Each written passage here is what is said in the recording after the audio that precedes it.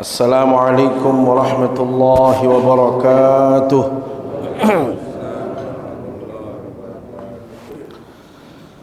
Alhamdulillahi rabbil alamin. Wabihi nasta'inu ala umuri dunya waddin. Wassalatu wassalamu ala ashrafil anbiya'i wal mursalin, Sayyidina wa habibina wa syafi'ina wa maulana Muhammad wa ala alihi wa sahbihi ajma'in. Amma ba'du. Yang terhormat para alim ulama, para tuan guru, para asatid, bil khusus Sanagdal Mukarram Dr. Tuan Guru Haji Subki MPD,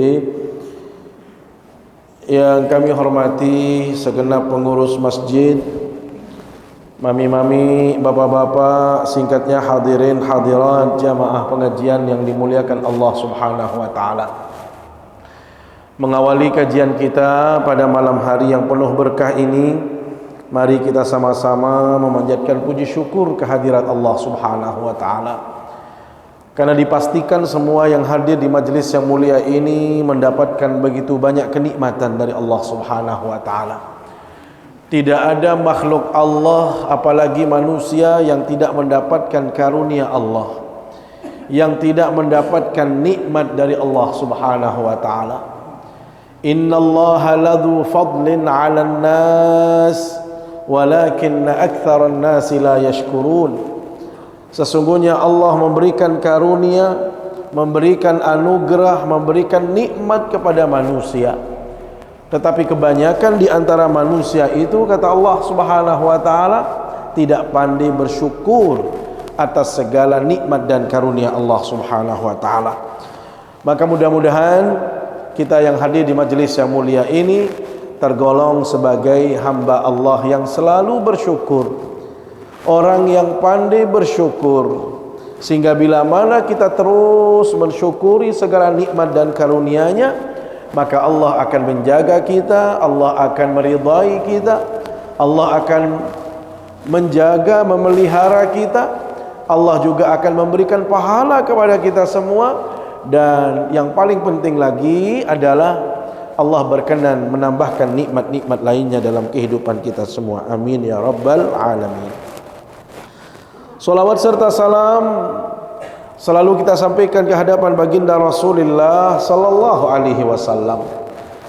Jangan malas bersolawat, jangan sampai kita tidak mengucapkan salawat serta salam atas baginda Rasul sallallahu alaihi wasallam.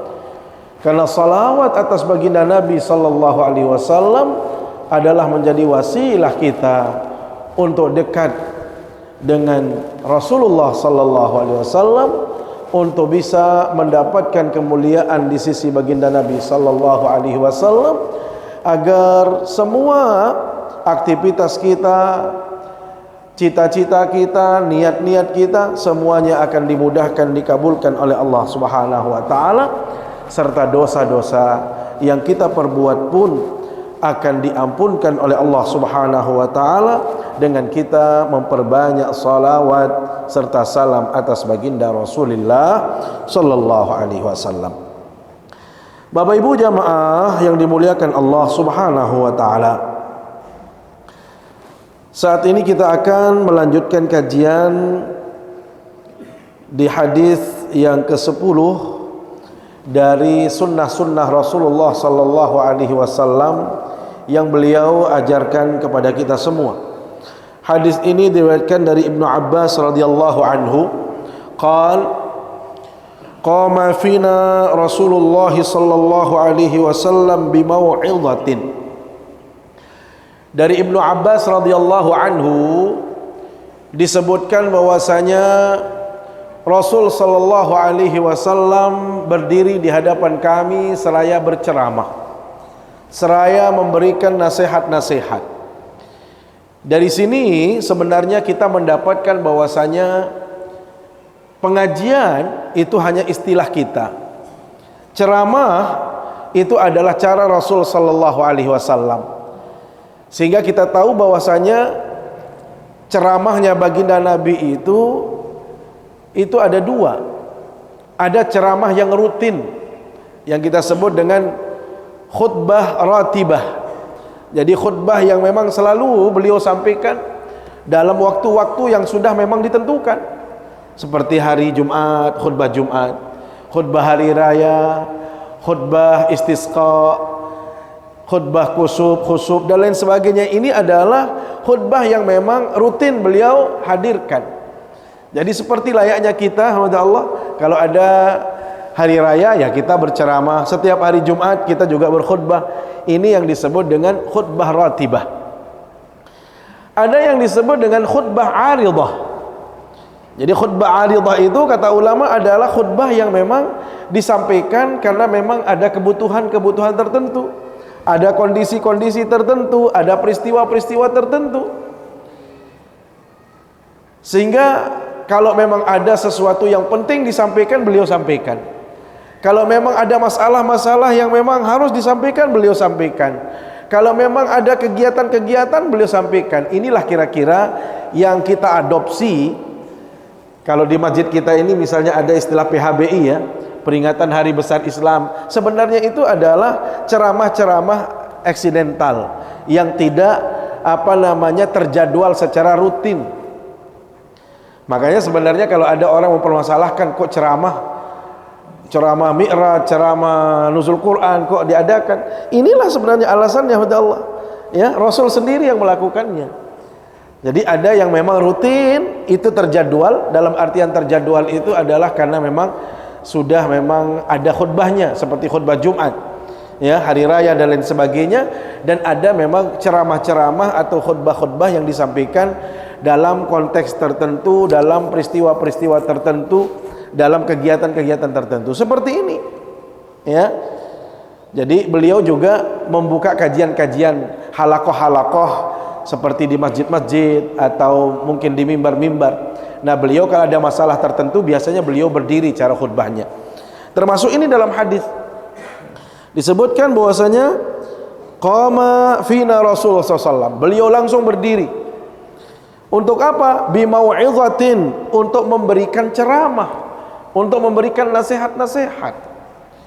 Karena itu Allah, nasihat ini menjadi salah satu cara yang menunjukkan orang itu beriman kepada Allah Subhanahu wa taala. Tanda orang beriman itu adalah saling menasihati.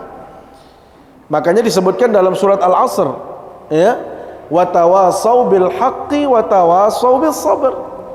Hendaklah kita saling memperingati atau saling mengingatkan dalam kebaikan dan juga dalam kesabaran. Wa tawasau bil haqqi wa tawasau bis sabr. Jadi Islam ini adalah agama nasihat. Makanya disebutkan dalam hadis yang lain, ad-din an-nasihah. Agama Islam niki Bapak Ibu adalah agama nasihat. Artinya apa? Agama yang memang mewajibkan setiap kita ini untuk saling mengingatkan, karena tidak ada manusia yang sempurna. Manusia itu banyak lupanya, maka kita saling mengingatkan. Ceramah yang kita lakukan ini adalah salah satunya tujuannya adalah untuk saling mengingatkan. Bukan berarti tiang lebih baik, tidak. Tetapi pasti harus ada yang menyampaikan, ada yang mendengarkan, ada materi yang disampaikan. Itu adalah kegiatan yang harus dihadirkan dalam setiap kegiatan-kegiatan keagamaan atau ceramah-ceramah agama. Maka Rasul Shallallahu Alaihi Wasallam juga melakukan hal yang sama, memberikan kajian atau memberikan ceramah di hadapan para sahabat pada waktu itu. Apa kata beliau? Faqal, ya ayuhan nas, wahai sekalian manusia, innakum mahsyuruna ilallahi ta'ala, sesungguhnya kalian akan dikumpulkan secara bersama-sama, atau dalam bahasa lain Anda akan dikumpulkan di padang mahsyar. Ya, mahsyurun artinya kita akan dikumpulkan secara bersama-sama atau kita akan berkumpul di padang mahsyar. Dikumpulkan dalam kondisi bagaimana kata Allah? Hufatan, uratan, gurlan. Hufatan itu artinya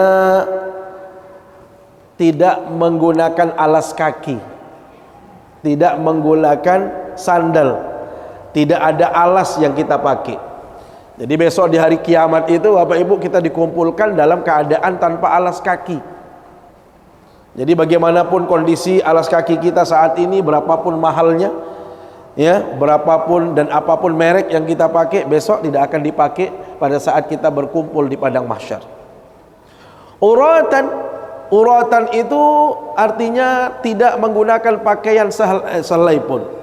Jadi kita datang kepada Allah dalam keadaan telanjang, ya, itu kondisi di padang mahsyar.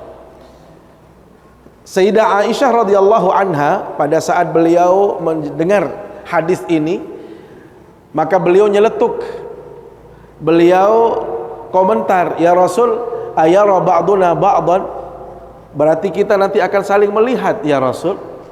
Laki akan melihat perempuan, perempuan akan melihat laki-laki, dan begitu seterusnya. Maka apa jawab baginda Rasul SAW? Ya Aisyah, balil amru a'zamu min dzalik.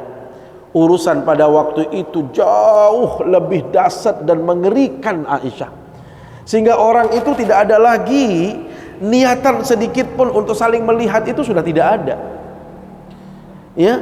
Keinginan untuk saling memandang satu sama lainnya itu sudah tidak ada Bapak Ibu. Kenapa? Karena suasananya sudah mencekam sekali, suasananya mengerikan. Bayangkan Bapak Ibu, sebagaimana yang disebutkan dalam surat Abasa, yauma yafirrul mar'u min akhihi wa ummihi wa abihi wa sahibatihi wa banihi likulli imri'in minhum yawma idzin sya'nun yughni. Yauma yafirrul mar'u min akhihi, pada saat itu seseorang itu sudah tidak lagi saling mengenal satu sama lainnya. Kita lari mencari perlindungan, dan kita sudah tidak mengenal siapa bapak kita, saudara kita, semua kita tinggalkan. Karena pada saat itu kita akan bertanggung jawab sendiri-sendiri. Yauma yafirrul mar'u, pada saat itu manusia akan lari, berpisah dari siapa? Min akhih. Bayangkan saudara yang terkasih, saudara yang tersayang, saudara yang membela saudaranya, pada saat itu sudah tidak ada lagi pembelaan dari saudara. Yauma yafirrul mar'u min akhihi wa ummihi. Bayangkan ibu yang begitu sayang kepada putra-putrinya, begitu cinta kepada anaknya, pada saat itu sudah tidak ada lagi mana anak saya, mana suami saya, mana cucu saya, sudah tidak ada lagi orang memikirkan untuk itu Aisyah. Jadi kita sudah sendiri-sendiri, bagaimana bisa menyelamatkan diri, hanya itu yang dipikirkan di padang mahsyar. Wa abihi, kita juga tidak mengenal lagi siapa bapak kita, kecuali kita sudah dalam proses. Karena ini adalah proses. Setelah proses itulah baru kita akan berkumpul dengan keluarga. Tetapi pada saat itu Bapak Ibu, kita sudah tidak lagi saling membantu, saling mengenal satu sama lainnya, karena kita berpisah dari ibu, dari saudara, dari bapak, semua-muanya itu kita berpisah. Inilah kondisinya. Maka pada saat itu alhamdulillah Allah, kita dibangkitkan dari alam kubur itu dalam keadaan telanjang. Kemudian Gurlan itu artinya apa?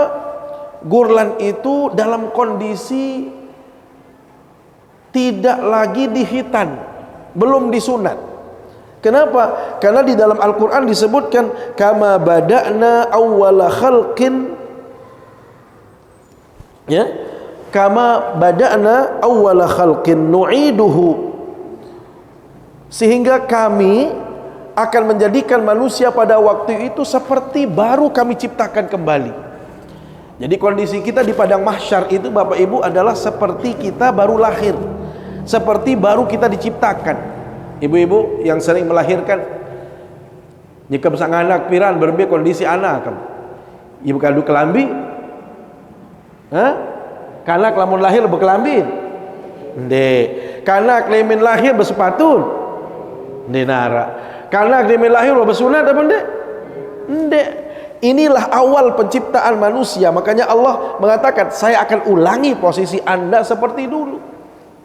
Ya, kama bada'na awwala khalqin nu'idu. Seperti kami ciptakan Anda pertama kali dan kami akan kembalikan posisi Anda pada waktu itu. Apa maknanya hadis ini, Bapak Ibu yang dimuliakan Allah Subhanahu wa taala? Yang pertama, bahwasanya manusia akan kembali posisinya seperti semula di hari kiamat. Di saat dia dibangkitkan itu memang sudah tidak ada lagi yang bisa menyelamatkan dia. Kalau kita berbicara baju, ya, baju itu adalah kebesaran manusia. Baju itu adalah identitas manusia, sehingga bisa menunjukkan identitas seseorang bila bajunya mahal, ya, bila sepatunya juga mewah dan lain sebagainya. Maka pada saat itu tidak ada lagi kemewahan, tidak ada harta benda yang bisa menyelamatkan manusia, kecuali apa yang sudah kita investasikan di dunia, Bapak Ibu.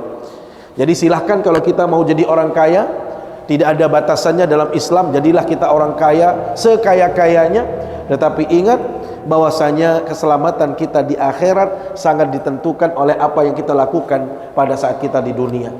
Maka hati-hati ya Allah, jangan seperti orang yang tidak beriman.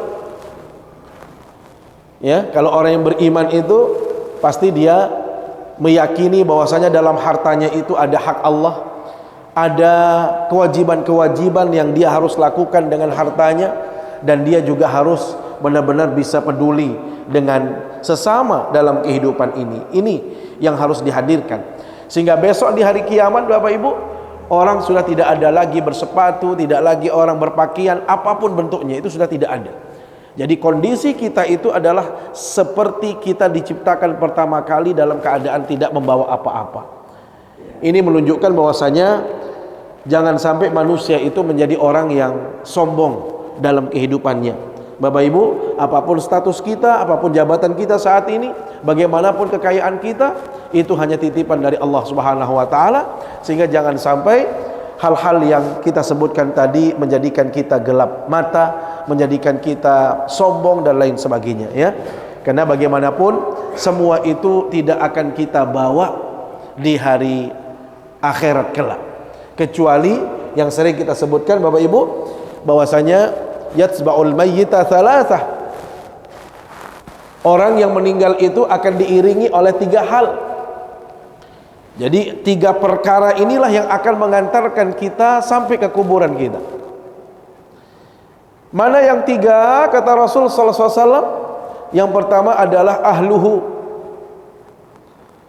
saudara-saudaranya, keluarganya, anak-anaknya, cucunya. Ya, kira-kira kalau ada orang meninggal diantar nggak sama cucunya? Kalau suaminya meninggal diantar sama istrinya apa tidak? Istrinya juga datang, anak-anaknya juga datang, cucu-cucunya datang, semuanya datang. Kenapa? Karena memang naluri manusia, inilah fitrah manusia, pasti dia menunjukkan kesedihan. Jadi dia sedih. Jadi yang pertama kali yang akan mengantarkan kita, Bapak Ibu, keluarga kita. Pastikan keluarga kita akan mengantarkan kita sampai kuburan. Yang kedua apa? Maluhu, harta kita. Jadi harta ini juga alhamdulillah bisa mengantarkan kita. Kalau bapak-bapak punya mobil, apalagi pick up, yo antar mami, yo kubur, kan? Taek, be tipah bapak ante boya, kan mana? Be sorban-sorbanan dah, Pak Guru. Sorban, tekalungan, nilai kain kapan, kan mana? Nilai laperan, nilai kurung badang, niki. Nah, itu hartanya. Jadi harta, tiker, apa semua mobil yang ada itu ikut dia ke kuburan. Dan yang ketiga itu adalah amalannya. Wa amaluhu, amal yang dia perbuat dalam kehidupan dia di dunia ini. Tetapi kata Rasul sallallahu alaihi wasallam, yarji'u isnani wa yabqa wahid. Dari 3 yang mengantarkan itu, Bapak Ibu, 2-nya pulang meninggalkan kuburan, yang 1 yang ikut ke dalam kubur. Yang ikut ke dalam kubur itu siapa atau apa? Yang ikut ke dalam kubur itu apa?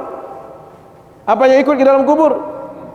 Amalnya, perbuatannya, amal saleh dia selama dia hidup. Makanya kalau kita kaya, silahkan kita kaya, ya, rajin-rajin kita beribadah, rajin-rajin kita lakukan amal saleh, itulah yang ikut ke dalam kubur. 2 yang menghabiskan energi kita. anak-anak kita, keluarga kita, harta-harta itu hanya sampai di dalam kuburan. Mohon maaf, sampai di atas kuburan. Setelah itu dia balik lagi. Pernah ada di Getap ini, ane mas-mas sakti tamaak belema ada narak kanca. Wah, narak belum? Ibu-ibu, mas samsalwe niki mau pesen lema. Aro tiang bebeng meh. Nggih, dia nek tamak juga dalam kubur laun telang, narak kena niki aja. Tidak akan pernah dibawa. Jadi aset yang kita miliki di dunia ini hanya sampai di atas kuburan. Maka Bapak Ibu yang dimuliakan Allah Subhanahu wa taala, yang paling penting saat ini adalah bagaimana kita memperbanyak investasi kebaikan. Investasi akhirat sebagaimana kita berinvestasi di dunia itu harus seimbang. Maka silakan Bapak Ibu bekerja, silakan kita berusaha, silakan kita berinvestasi, silakan kita cari kehidupan. Tetapi kita juga harus berpikir bagaimana kita bisa berinvestasi di akhirat kelak, bagaimana kita berinvestasi untuk masa depan kita pada saat kita sudah berada di mahkamahnya Allah Subhanahu wa taala. Bapak Ibu yang dimuliakan Allah Subhanahu wa taala. Kemudian ghurlan. Ghurlan itu artinya kita belum tidak lagi disunat. Jadi kalau di padang mahsyar itu kembali posisinya seperti kita baru lahir. Tidak memakai sepatu, tidak ada sendal, tidak ada baju, dan mohon maaf itu juga belum disunat. Makanya dalam Islam, Bapak Ibu yang dimuliakan Allah SWT, sunat itu menjadi sesuatu yang sangat penting dalam syariat Islam, ajaran yang sangat mulia, ya, terutama laki-laki, ya. Sunat itu menjadi sesuatu yang sangat diutamakan, bahkan hukumnya menjadi wajib bagi laki-laki untuk sunat. Sunat itu artinya memotong kulit kepala yang menutupi kemaluan laki-laki, ya, pria. Itu namanya sunat. Makanya para nabi, Bapak Ibu, semuanya para nabi itu melakukan hal yang sama. Di dalam hadis Rasul sallallahu alaihi wasallam disebutkan khamsun min sunanil mursalin. Dalam riwayat yang lain disebutkan khamsun minal fitrah. 5 yang termasuk fitrah. 5 yang menjadi kebiasaan para nabi dan rasul. Artinya 5 ini menjadi sesuatu yang sangat diutamakan, ya. Syariat kita menganjurkan kita untuk melakukan hal yang 5 ini. Apa yang 5 itu kata Rasul SAW? Yang pertama adalah al-ikhtitan, sunat, ya, bersunat, ya. Terutama laki-laki itu wajib hukumnya sunat. Perempuan ada yang mengatakan dibolehkan untuk sunat. Yang penting dia dalam keadaan bersih, ya. Artinya perempuan itu dipastikan bersih, ya. Tetapi yang laki-laki itu memang secara syariat sangat diutamakan. Karena itu banyak kaitannya dengan ibadah-ibadah lainnya, termasuk juga kebersihan, ya. Para nabi semuanya juga melakukan sunat. Makanya ini adalah menjadi salah satu di antara fitrah para nabi dan rasul itu adalah mereka disunat atau dipotong kulit kepala yang menutupi kemaluannya. Yang kedua yang menjadi sunnah itu adalah al-ihdad. Al-ihdad itu apa artinya? Al-ihdad itu memotong bulu kemaluan, ya. Jadi memotong bulu kemaluan itu juga sunnah. Bahkan dalam agama itu dianjurkan setiap 40 hari, ya. Jadi adik-adik maksud dia serem-serem. Ini kadang-kadang di nuah persihin, ya, tidak pernah membersihkan. Ini sunnah, ya. Pak Guru tuh memang dengar balik, ya. jadi bukan hanya waktu tahallul haji saja, ya, bukan hanya sunnah umroh saja yang harus membersihkan yang terkait dengan hal-hal yang sensitif, Bapak Ibu, tetapi ini adalah bagian daripada sunnah, ya. Maka ini menunjukkan bahwasanya Islam itu menghendaki kita dalam keadaan bersih, sehingga di dalam hadis Rasul SAW disebutkan at-tuhuru syatrul iman. Kebersihan di dalam Islam itu adalah bagian daripada keimanan, ya. Jadi jangan abaikan hal-hal yang remeh-temeh. Ini yang kita bicarakan kemarin tentang sunnah, ya. Jadi kan kita masih membahas tentang sunnah-sunnah Rasulullah SAW. Dari hal-hal yang kecil inilah kita bisa mendapatkan sunnahnya. Kalau kita sulit mendapatkan sunnah Rasulullah dari hal-hal yang besar, mana yang besar? Sedekah dengan 10 juta, 20 juta, berat apa tidak? Berat. Sedekah dengan 100.000 berat apa tidak? Masih berat. Ya, kalau nggak bisa dengan 100.000, nggak bisa dengan 10.000, ya paling tidak senyum saja. Kan begitu? Sering yang katakan senyum saja itu sudah sedekah. Tetapi akan lebih baik senyumnya jalan, sedekah dengan uangnya juga jalan. Nih lihat, nih berkat Tuhan Ahmad nih, benar, kemos kata Ahmad sekedik. Pak Guru gitu, ya Pak Jizaini dan lain sebagainya lah semuanya. Jadi memang bukan berarti sedekah nih itu tahu si kepeng kemos doang, ndek. Lamun itu sugih kemos endah, kepeng endah kan mana? Dendek samodal kemos doang, bembetaon kemos. Padahal dia sugih. Nah, jadi nanti kalau ada orang mengatakan, ya Rasul yang kaya itu juga kemos ya Rasul, pada marah itu sejelang berembe terus. Nah, itulah berlaku keutamaan dari Allah. Dzalika fadlullahi yu'tihi may yasha. Ada keutamaan-keutamaan, kelebihan-kelebihan yang Allah berikan kepada orang-orang tertentu. Jadi kita tidak perlu merasa iri, tidak perlu merasa kecil hati. Yang penting kita juga bisa melakukan hal yang sama dengan konsep yang berbeda. Kemudian yang kedua, yang ketiga yang bagian daripada sunnah itu Bapak Ibu adalah apa? Qassus syarib. Membersihkan, merapikan apa ini? Kumis. Nah, merapikan kumis itu juga bagian daripada sunnah. Ini dendek setebel lalu, ya tahu bebelak. Ya tahu bebelak semet misal. Atau di benenam kopi ya doang tahun saringan kopi niki tahun ya. Onas-onas kopi le niki ada sadendek barang menika. Nggih, memang yang dianjurkan itu ditipiskan, nggih. Lagu masalahan kan itu den rapi, den solah. Nggih. Lamun itu ya anya na piara niki semet niki kadang-kadang den solah, maka kita bersihkan. Tetapi yang bagus itu kalau memang ada pada marak tiang. Tiang niki mohon maaf Allah yang maha adil, nggih. Jadi Allah itu maha adil. Arak ruan baru ke tuan hayaran itu Haris le dua. Ni aja dengan Arab niki. Nah, biyen baru no. Arak nanti datang baru ke tuan Haris. Sini dalam. Lagu ni aja dakan ngonek le Arab, ndek ndoran Arab yang tetap jenggot-jenggot kodek wah menikit yang tipis-tipis jenggot. Nah niki. Subhanallah Bapak Ibu. Jadi Allah itu maha adil. Beruan maha adil sami jamaah dengan Arab, nggih, dengan Arab yang mitra beliau ini boleh-boleh tinggal. Sehingga boleh-boleh tinggalkan sami jamaah sampai jenggotan doang rebet. Sampai Masya Allah nggih. Jadi dia gagah ruan. Makanya disebutkan dalam hadis dia yang memang orang belek tinggang niki jenggotnya solah ruan, apalagi nak rapi sami jamaah nggih. Dan itulah sunnahnya, dia tidak boleh mencukur, tidak boleh menghabisi jenggot-jenggotnya. Kenapa dia belek tinggang? Lagu masalah tiang ya kode kocet ceredeh malik pada barang beliau melalui lalu jenggot berbiar ruan pelunggu pelaim lawan pelunggu hai jatio ni kan. Jadi nenek yang maha adil. Padahal tiang si melet berdua searan jenggot niki tiang napi onin dengan ilmu apa dekadu sak telok udang kawih dengan lebih isik tua menen lah.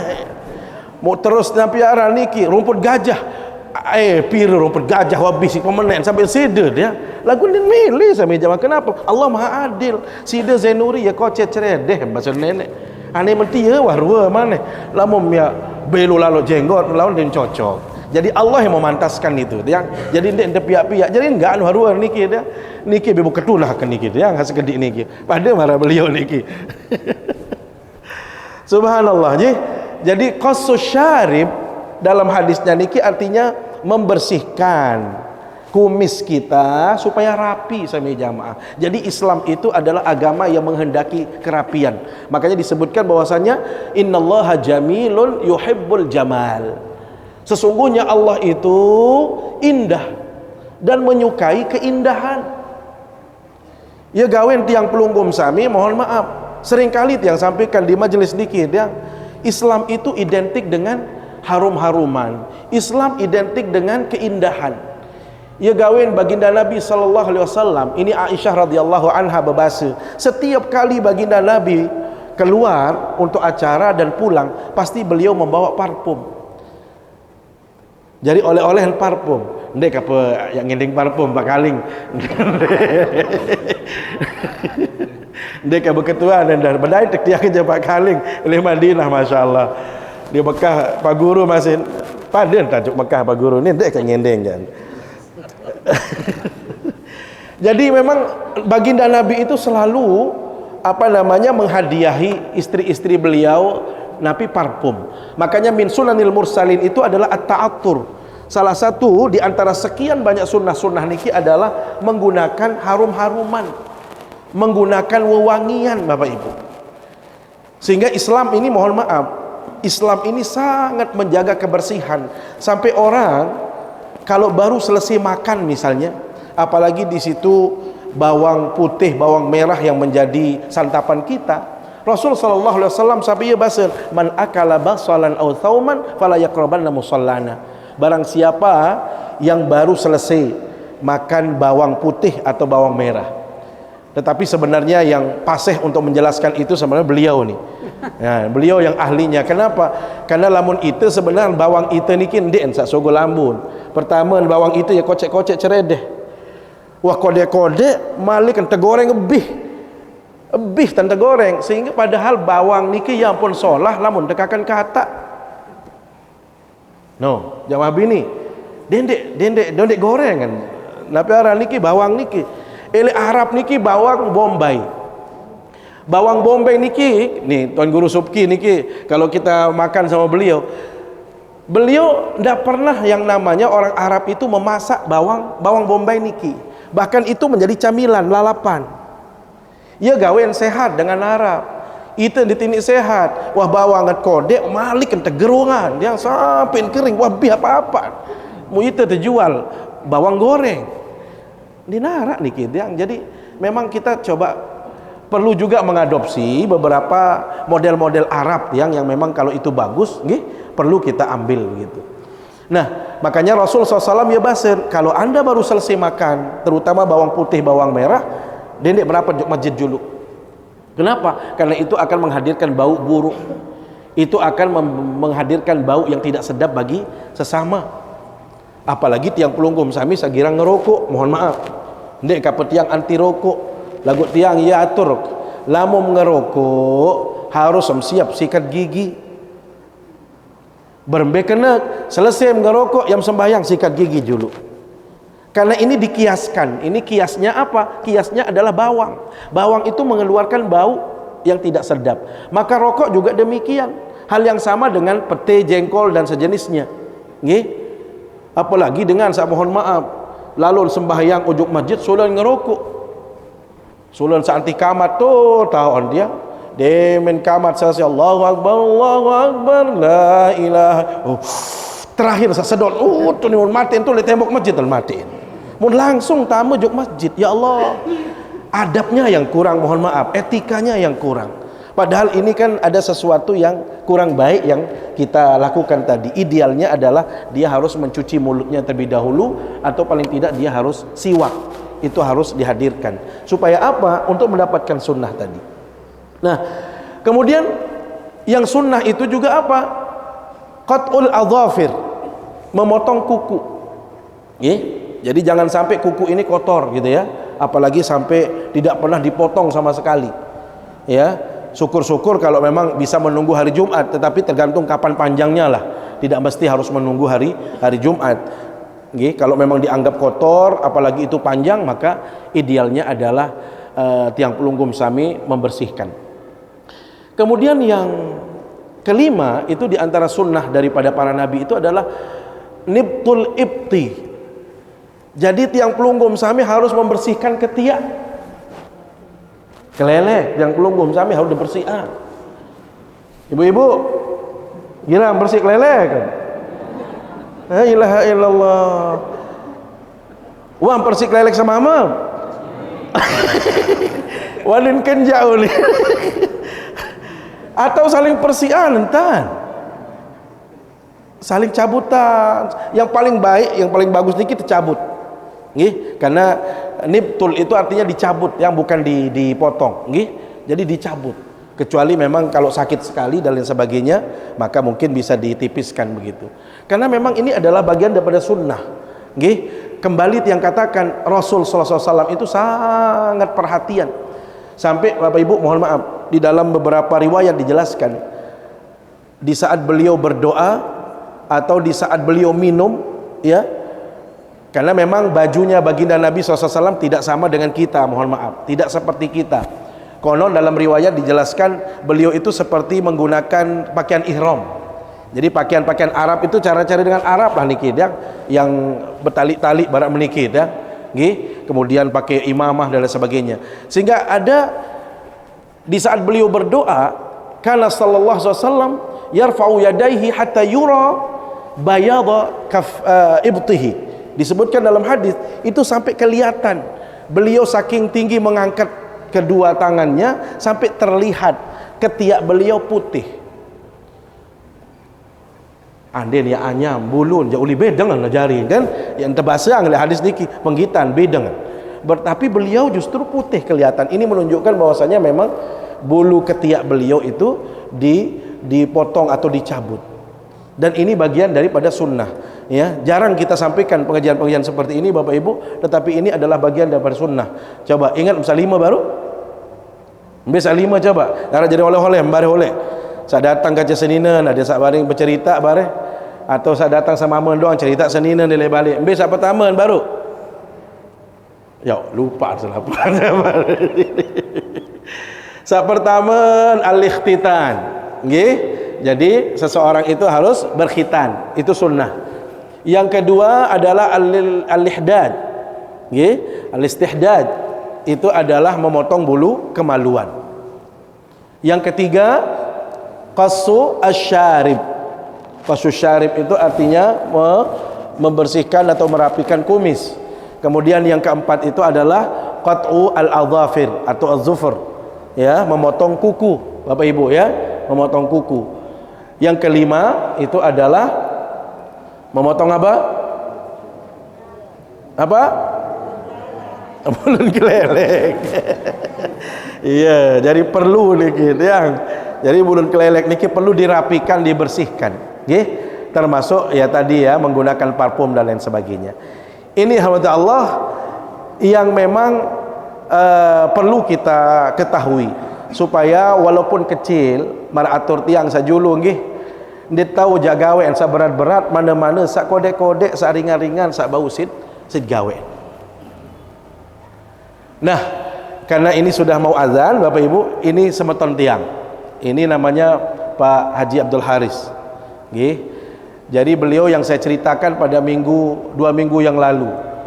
Katuan Supardi sudah berdaftar, ini yang namanya Muhammad Supardi yang sudah berdaftar. Jadi kalau beliau punya travel umroh haji, lagu umroh jak silap bilangan, lagu haji, ulin tiang, haji, nggih karena tiang menjelaskan haji, terutama haji plus sampai jamaah nggih. Kalau haji niki karena tiang merasakan kemarin waktu tiang diminta di travelnya, tiang lihat ternyata pelayanannya luar biasa untuk haji, nggih. Lamun umroh bisa kadu, ada ketuan subki dan lain sebagainya silahkan saja, nggih. Tetapi kalau haji, karena memang sekarang ini haji niki sulit. Mara atur tiang sajulu haji reguler niki 37 tahun. Nggih, jari lamun mangkit ya berdaftar ja uli di tahun nasib wah menikit ya.